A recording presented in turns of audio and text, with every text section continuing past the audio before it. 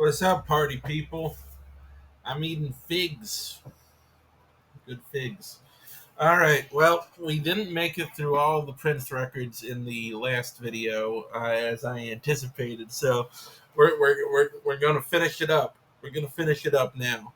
Now this might seem a little odd because we have done the large majority of them. We only have what 10. We have 10 left. But near the end of that last video, I don't even know what I was saying. I was going so fast, like my mouth was going faster than my brain. I don't know if any of it was comprehensible or made sense. So let's just slow things down. All right, and we can start by getting these organized properly. Okay, so 1999 is my favorite. Then Rainbow Children is number two. I love Rainbow Children. God, that's a beautiful record. And then Purple Rain, Parade, yep. Sign of the Times, One Night Alone, yep. Around the World in a Day. Then we got one we haven't gotten to yet. Then Love Sexy. Then Gold Experience. That all checks out. Truth, Dirty Mind, Controversy. I definitely put Expectation too high here, but we want to put Come after that. We definitely want to put 3121 ahead of Expectation. And New Power Soul, I haven't really thought about it, but yeah, I would put New Power Soul ahead of Expectation too. So we'll do it like that. Ah, God, and then what? And then we got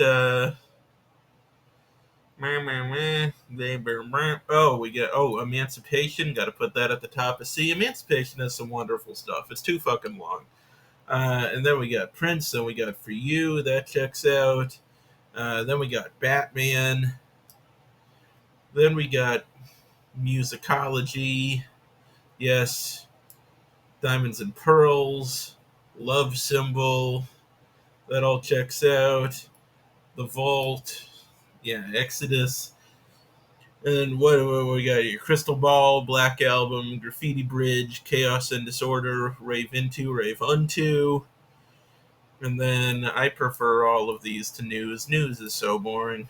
Um, which of these do I like better? I think I like the Slaughterhouse slightly better. I don't know. They're pretty much tied. They're not my favorites. And where were we? When we left off, I believe we were talking about Planet Earth, which I think is an underrated record. Now, I would put Planet Earth um, right here, right ahead of 3121. And, I think it's an underrated record. I think that, to me, musicology, it was a necessary record. It was necessary for him to like reaffirm what he does so well and get back into that groove. But then I think he built on that in 3121, which I think is a more interesting record. And then Planet Earth, I just find really enjoyable. It's got, Guitar is a really fun single. It's got a really lovely ballad and Somewhere Here on Earth.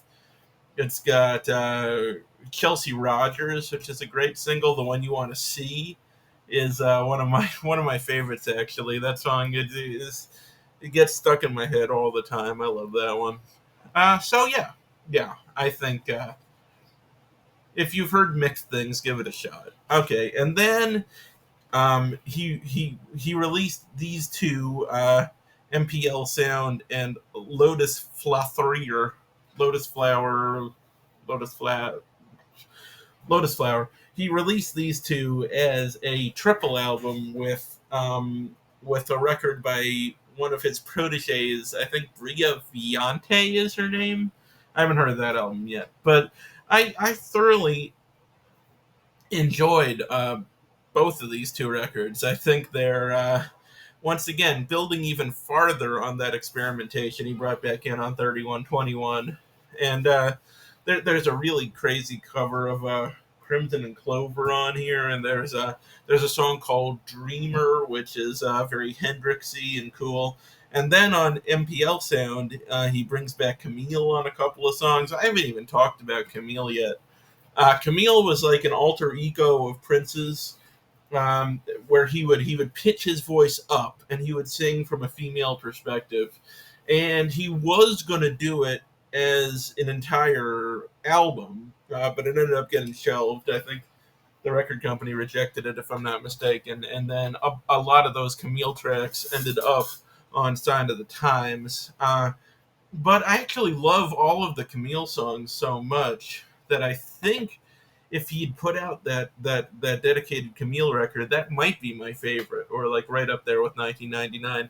And actually, Third Man Records, they have the rights to it, I believe, or at least they said they did a couple of years ago. But nothing else has come of it yet. I hope that ends up getting released. So anyway, I would put Lotus Flower and MPL Sound up here in B. I think I liked Lotus Flower slightly more, but yeah, they're both wonderful. 2010 is kind of a nothing record for me. Kind of a miss. I would put it at the top of this bottom rung though. But then the year after that, he released two records which I think are very good. And this one, Plectrum Electrum, I would put right up here after MPL Sound. This is a really cool record. He had this new backing group, Third Eye Girl, I believe they're called, and the guitarist in this band, she's incredible, and Prince is obviously like an insanely good guitarist. So having two like world class guitarists on the same record, as you can imagine, it's guitar heavy, and the guitars sound awesome, as you might expect. And there are a lot of female vocals on this record and stuff too. And I think it works really well. I think it's great for the diversity of the discography. You know, to bring in some alternative voices now and then, and it's a really successful experiment, I think. But the record he released that year that I enjoy more is Artificial Age, and this is one of my absolute favorites. I would put this one right after Around the World in a Day, I think, up there in A. It's a top 10 Prince record for me. And I think it is somewhat divisive. I think it's a love it or hate it kind of thing.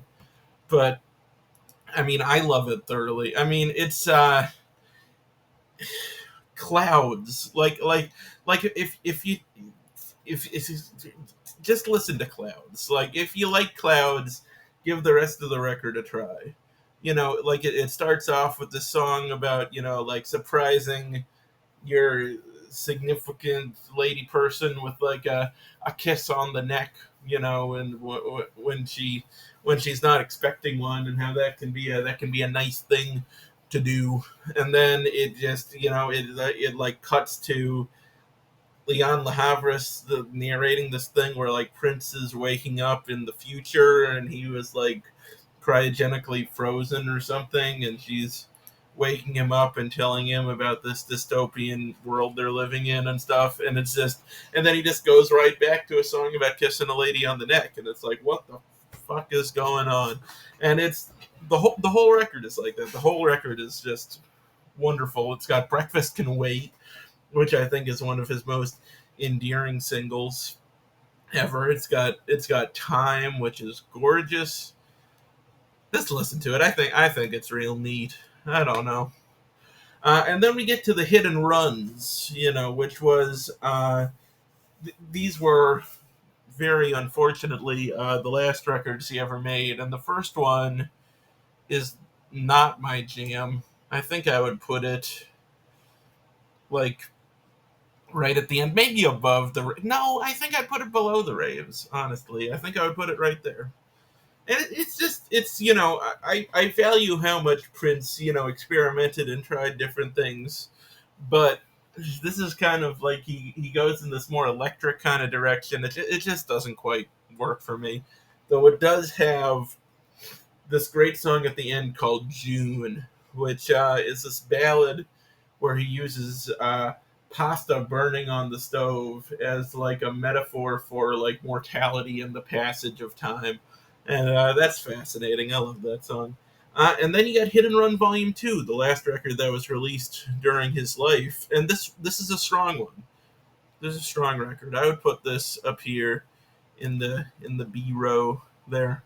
It was a good one to go out on. I'm glad he went out on something strong, something that really showed off his strengths, and it's also kind of tragic. I mean, it's incredibly tragic, but you have wonderful stuff on here like Baltimore and Black Muse and Big City and Screwdriver, all these wonderful songs, and it's not like one of his classic records, but it's moving in that direction. It's a return to that classic sound and that classic energy level, and it's so sad to think of what he might have accomplished had he not died when he did so unexpectedly and first kind of such a crazy reason, you know. Um, I mean, what it's been about a decade since his death, and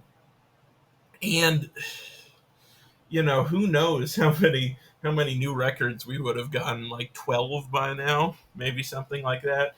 And maybe some of them would have been great, some of them would have been a little less special, but all of them would have borne that wonderful unique stamp that he had. He was such an individual artist. He was so unique and so gifted, and his loss was a huge blow to music, I think. And I didn't really know it at the time. When he died, I was a little bit, I was aware of his legacy, but I used to be like, oh, I'm not sure his music's for me. I get that he's very talented, and I saw him play that guitar solo on While My Guitar Gently Weeps at the Rock and Roll Hall of Fame, and I was like, okay, that's a really good guitar solo. That's neat, But I wrote it off, and I was just like, I don't think it's for me. And so when I dove into this discography, and when I got to 1999, I remember being so blown away and so happy. Like the first time I listened to that record, I was smiling all the way through. I was just like, this guy is insane, and I love it, you know. And ever since I've been through the discography, that feeling hasn't gone away. My fandom for him and my respect for him has only grown. And since then, there have been some posthumous releases.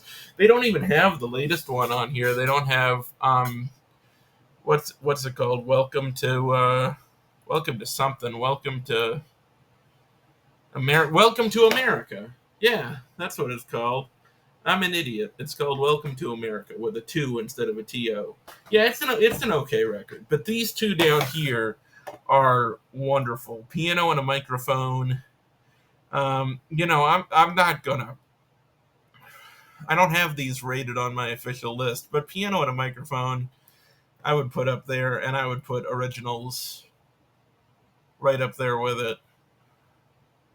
Maybe like there. I don't know if I had to. Now, Piano and a Microphone is literally what it says. It's just him with a playing solo on piano. Giving it's almost like a mini concert, but there's no audience. It's just him playing in the studio, and it's gorgeous. It's absolutely gorgeous. And that was his final tour, actually, just him going out alone. And sorry, I'm a little sniffly. And playing a show on piano. And I've watched, multiple videos of concerts from that tour. Fortunately, entire performances are archived on YouTube, and it's so gorgeous. Like, I would have given anything to see him on that tour, and just to have been able to see him live in general. But it's too late now. But they were beautiful performances, and it's nice that was the last interaction he had with his fans, was that very direct, very kind of intimate connection where it was just him and them. I take some comfort in that. And then Originals. Um, you know what? Let me see if I can switch this over. I'm still getting used to this technology, but yeah, Prince did a lot of let's call them side projects. you know. Um, and originals is, a lot of songs that he wrote for other people that other people recorded, excuse me, but that he would record like demos of them, and because he was Prince, they would be like full-fledged, full band. He would usually play all the instruments, and they're fantastic. Um, and the versions on originals, in a lot of cases, they're my preferred versions. In a couple of cases, I think the songs were actually enhanced by the people who took them on. But I'll take you through what I know of this. See, I held off on doing this video because I'm partially through this dive. I've been through all of his albums, obviously, but I wanted to listen to all of these albums that he worked on and wrote for and produced and appeared on as well. And I'm not through all of those yet. I'm like right here at the end of the 80s, so I still have a long way to go. But I'm still committed to it. I'm still going to do it. And maybe when I finish this, I'll do a full video on all this stuff and take you through all of this. I will make some recommendations right now based on what I've heard. So let's see. I'm just going to click on a few of these at a time. Um, the first time record, very solid. It's got the stick on there. It's pretty good. But they would go on to better things. Same with what time is it? It has its moments. 777-9311. It's a good one. But I will say, by the time we get to Ice Cream Castle, this is a fantastic record. Like Jungle Love is one of my absolute favorites. The Bird is great. The title track is great. And this just works so well as like a cohesive record. And, this was when the time started, because on the early time records, Prince literally wrote everything and played everything. And then by this point in their career, they were starting to kind of work with him, more collaboratively. So the band was actually playing on this record. It wasn't just all instrumental tracks laid down by Prince, and they co-wrote some of the songs with him too. And then that eventually culminated in let me see here. Let me see if I can get that record for you. Yeah, Pandemonium. Pandemonium was a record where Prince wrote like about half of it, and the Time just wrote the other half on their own, really. And their half of it is still really strong. It's really good. I also, if you've never heard Donald Trump Black version, that song is an experience. I highly recommend that song. Um, but yeah, what else would we recommend? Well, there was the whole Vanity Six, Apollonia Six thing, where he would have these the, he would have these groups where he would switch out the lead singer. So on this first song, it was on this first record rather, it was Vanity.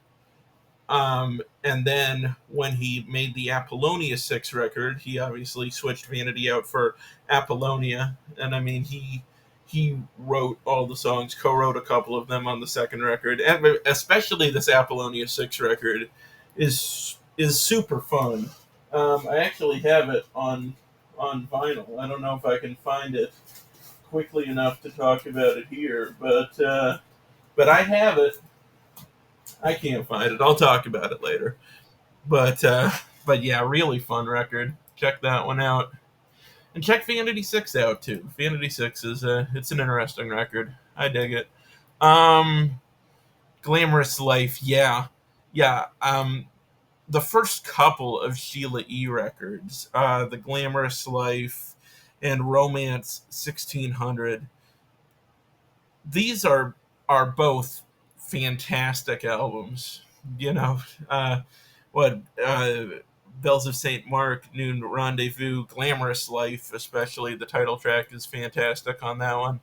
And then over here, I mean, A Love Bizarre. A Love Bizarre is probably the greatest song they wrote together.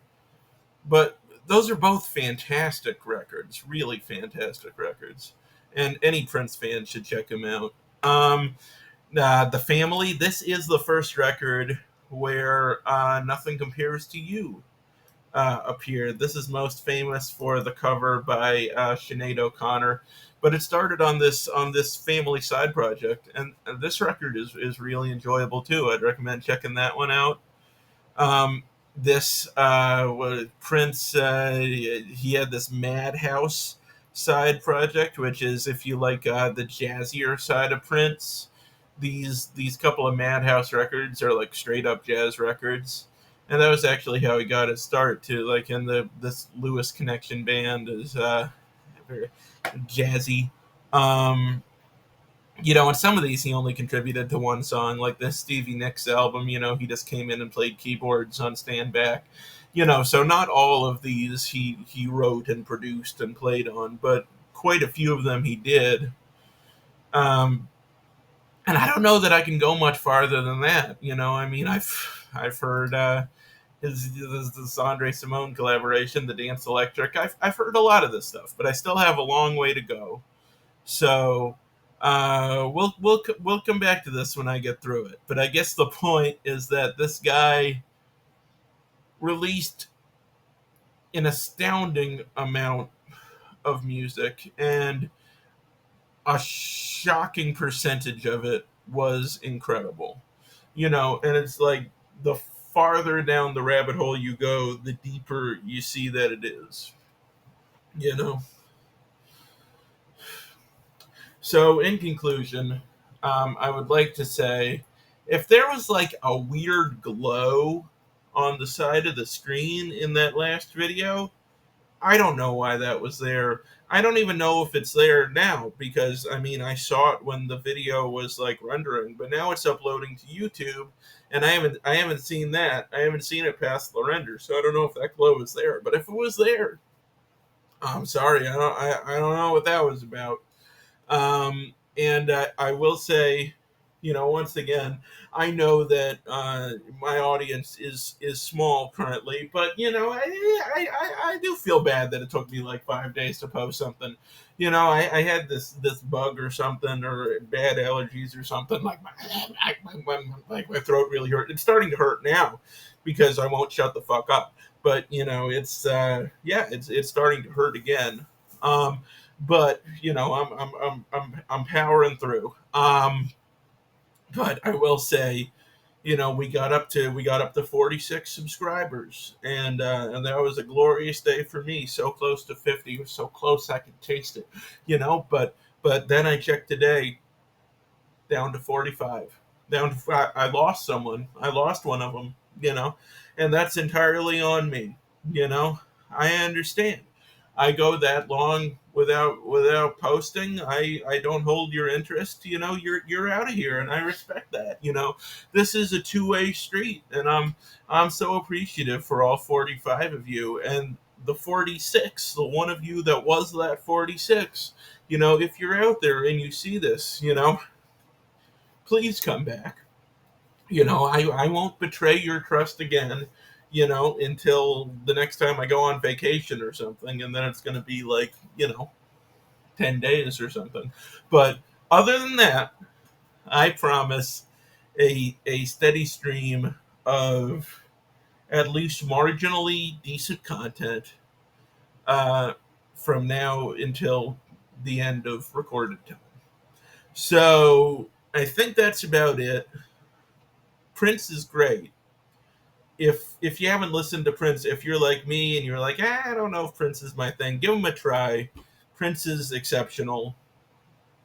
I think there's a good chance that if you're passionate about music, you like really good music, you're gonna find something, many things in this discography that you're gonna love. So let's take a final look at this. I'm pretty sure this is in the correct order. Moving like this, moving like that. Pretty sure these are all where they should be. And I gotta listen to those. They aren't albums, but they still deserve to be listened to. and that's about it. So we'll see. I'm trying to do another one of these boxed mystery reviews, and I have like 3 ready to go. But this other one, it got lost in transit. They sent it to my old address for some reason. I'm sure it's my fault, but this is it's a waste of money. So I'm gonna order it again. I'm just gonna bite the bullet. That money's gone. It's never coming back. I gotta buy it twice. This time I'm gonna make sure it comes to the right address, and we're gonna get that boxed mystery review out. And we're also gonna talk about books because I know YouTube told me you want me to talk about books. I want to talk about books.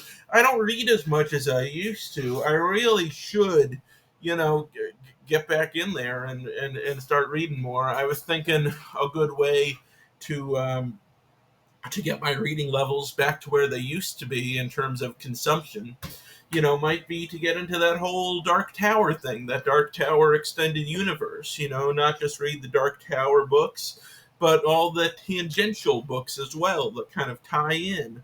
And, maybe I could do that on here. Maybe I'll talk about them as I go and give you spoilers and ruin the series for you if that's something you're interested in. Or, I cannot ruin things and just maybe rank them or something. I don't know. But we're gonna figure it out. It's a journey we're going on together. It's an odyssey. It just keeps evolving. You know, time keeps moving on. You know. So that being said, goodbye.